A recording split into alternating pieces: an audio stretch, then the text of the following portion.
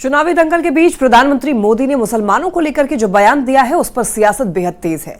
News 18 से खास बातचीत में पीएम ने कहा है कि वो बचपन से ही मुस्लिम परिवारों से घिरे रहे हैं और पीएम ने यह भी कहा है कि आज भी उनके कई मुसलमान दोस्त हैं, पर राजनीतिक स्वार्थ के चलते विरोधी दल उनकी छवि खराब करते आए हुए हैं। प्रधानमंत्री के इसी बयान पर विपक्ष पलटवार कर रहा है।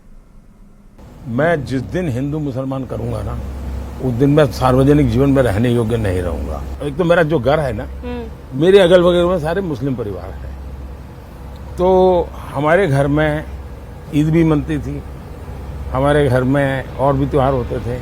भारत माता की, भारत माता की जय श्री राम।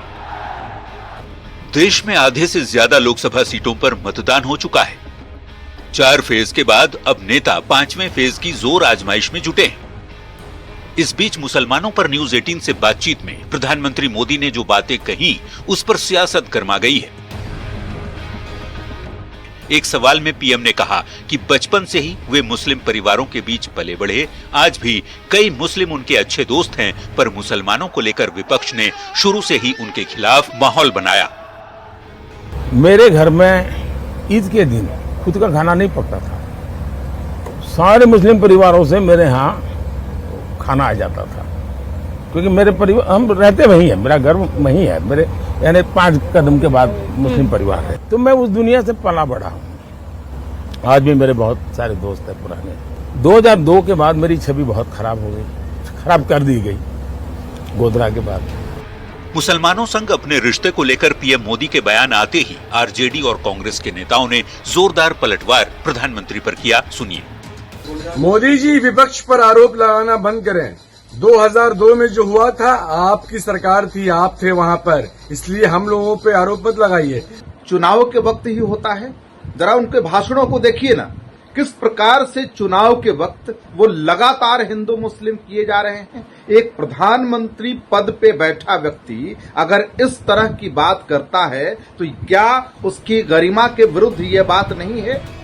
प्रधानमंत्री मोदी के बयान पर सियासत भले हो रही हो, पर एक नजर उन योजनाओं पर भी डाल लीजिए जिसके तहत केंद्र सरकार मुस्लिमों के उत्थान के लिए काम कर रही है। उड़ान योजना के तहत मुस्लिम छात्र छात्राओं को फ्री में कोचिंग और 1500 से 3000 रुपए तक दिए जाते हैं। शादी शगुन योजना के तहत ग्रेजुएशन करने वाली मुस्लिम लड़कियों की शादी पर 51,000 रुपए शगुन दिए जाते हैं। उस्ताद योजना के तहत मुस्लिम कारीगरों को ज्यादा एक्सपर्ट बनाने की ट्रेनिंग दी जाती है। ईदी योजना के जरिए 5 करोड़ मुस्लिम छात्र छात्राओं को छात्रवृत्ति भी दी जाती है।